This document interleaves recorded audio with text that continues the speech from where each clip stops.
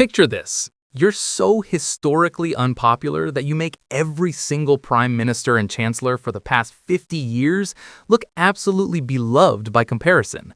And your own trade union allies, the people who literally funded your election campaign with over $500,000 quid, are publicly declaring your leadership is failing. That's not a bad week. That's not even a bad month. That's your entire first year in office, and it belongs exclusively to Keir Starmer and Rachel Reeves, who are now officially, mathematically, scientifically, the most loathed Prime Minister and Chancellor in recorded British polling history. We're talking about approval ratings so catastrophically bad that one pollster described it as people having a genuine loathing for them. Not just disagreement or disappointment, but actual visceral hatred. And here's the kicker. Allies are now saying Starmer's days are numbered, which is political code for people inside his own camp think he's finished.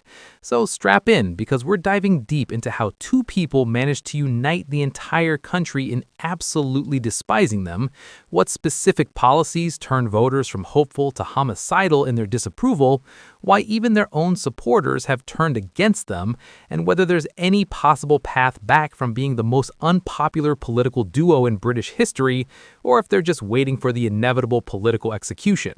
This is UK Political Insight, and honestly, these numbers are so bad, they're almost impressive. Let's start with the raw data, because numbers don't lie, and these numbers are absolutely devastating. Keir Starmer's approval rating as of November stands at -66. That's not a typo, -66. Since records began, no prime minister has ever been this unpopular, not even close. Tony Blair at his absolute worst post-Iraq war, when millions were protesting in the streets, hit -44. Starmer's 22 points worse than that. Boris Johnson, during Partygate, when he was caught breaking his own lockdown rules and the entire country felt betrayed, peaked at -46. Starmer's 20 points worse. Even Liz Truss, who crashed the economy so spectacularly that her premiership lasted less time than a head of lettuce, only hit -51. Starmer's managed to be 15 points more unpopular than the woman whose economic policies nearly destroyed pension funds and sent mortgage rates into orbit. That takes a special kind of talent. Rachel Reeves isn't faring any better. Her approval rating sits at -60, making her the least popular chancellor on record. She's even beaten Kwasi Kwarteng, who was Liz Truss's chancellor during that catastrophic mini-budget. Kwarteng at least had the excuse that he was only in post for a few weeks before everything exploded. Reeves has been systematically building her unpopularity over months, carefully crafting policy after policy that manages to anger basically everyone. She's more unpopular than George Osborne during the harshest years of austerity, when he was slashing public spending and being burned in effigy at protests. That's genuinely remarkable when you think about it. In less than a year, she's managed to generate more public hatred than someone who spent years implementing deeply controversial cuts. Luke Trill from More in Common provided some absolutely brutal qualitative insight into what these numbers actually mean. He told the Financial Times that focus groups revealed a loathing of both Starmer and Reeves. Loathing, that's the kind of word you use for things like root canal surgery or traffic jams, or your least favorite relative at Christmas. It's visceral, emotional, personal. People in these focus groups said Starmer is a liar and that he only said what he thought he needed to say to get elected. That's not policy disagreement, that's character assassination. And crucially, it's character assassination that people believe is justified.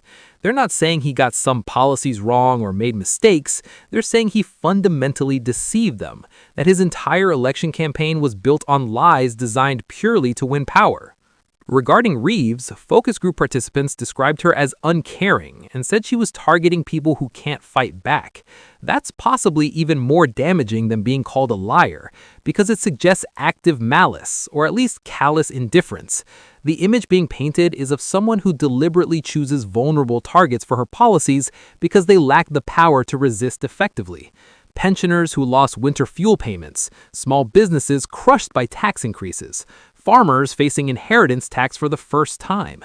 These aren't powerful lobbying groups with millions to spend on campaigns. They're ordinary people trying to survive, and the public perception is that Reeves specifically targeted them. Whether that's entirely fair is debatable, but in politics, perception is reality. Another unnamed pollster speaking to the Financial Times provided what might be the most perfectly encapsulated description of the Starmer phenomenon. They said he was rather dull but managed to generate remarkable levels of hate. Think about how extraordinary that is. Usually, dull politicians are forgettable. They fade into the background. People might not be excited by them, but they don't actively hate them either. Starmer has somehow achieved the worst of both worlds. He's boring and hated. He generates neither inspiration nor sympathy, just contempt.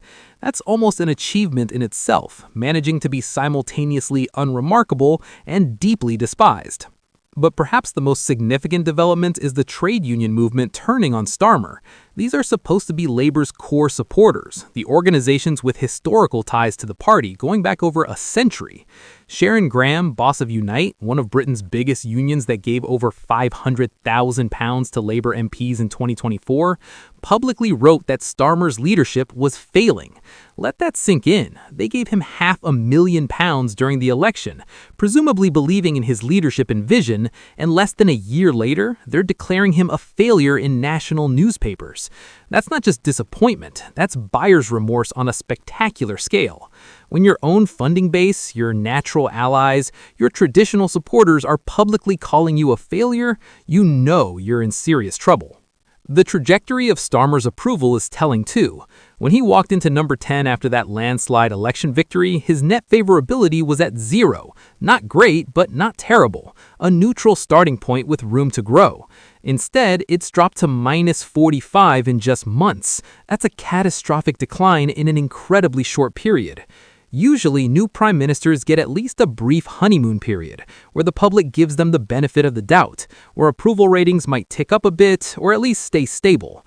Starmer skipped the honeymoon entirely and went straight to the divorce proceedings. And the international comparison makes it even worse. He's the second most unpopular European leader, beaten only by Emmanuel Macron, who's dealing with his own political crisis in France. Being in the bottom 2 across an entire continent is not the kind of achievement you want to advertise. Luke Trill's analysis of why they've become so unpopular is worth examining. He argues they've become a vessel for people's disappointment over everything from living standards to public services. Since 2024, he says, things have not got better at any real pace, and that disappointment has bubbled up into real anger. This is actually a crucial point because it suggests the hatred isn't just about Starmer and Reeves personally.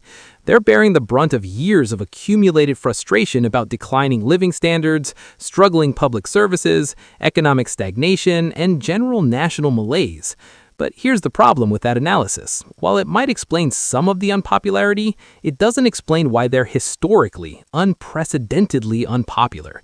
Other leaders face similar contexts of public disappointment and didn't hit -66 approval ratings. So while they might be vessels for broader disappointment, they're also actively making things worse through their own actions.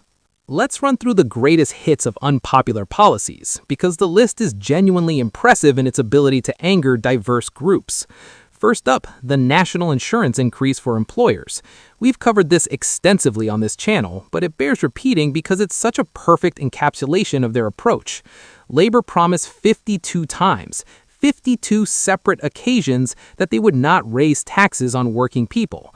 Then they hiked employer national insurance contributions and pretended this didn't affect working people because it's technically on employers rather than employees. Except everyone with basic economic literacy knows that employer taxes get passed on to workers through lower wages, reduced hiring, or both. So they broke their promise while playing semantic games and hoping nobody would notice. People noticed. Then came the family farm tax, which sparked protests in central London and across the UK. For the first time, farms were being dragged into inheritance tax in ways that threatened their viability. The government framed this as targeting wealthy landowners, but the reality affected ordinary farming families who are asset-rich but cash-poor. Their farms might be worth millions on paper, but that doesn't mean they have millions sitting around to pay tax bills. The result was widespread anger from rural communities who felt they were being punished for working the land, and genuine fear that family farms that had operated for generations would be forced to sell up to pay tax bills. Urban voters who'd never set foot on a farm still understood the basic injustice of forcing people to sell family businesses to pay tax bills.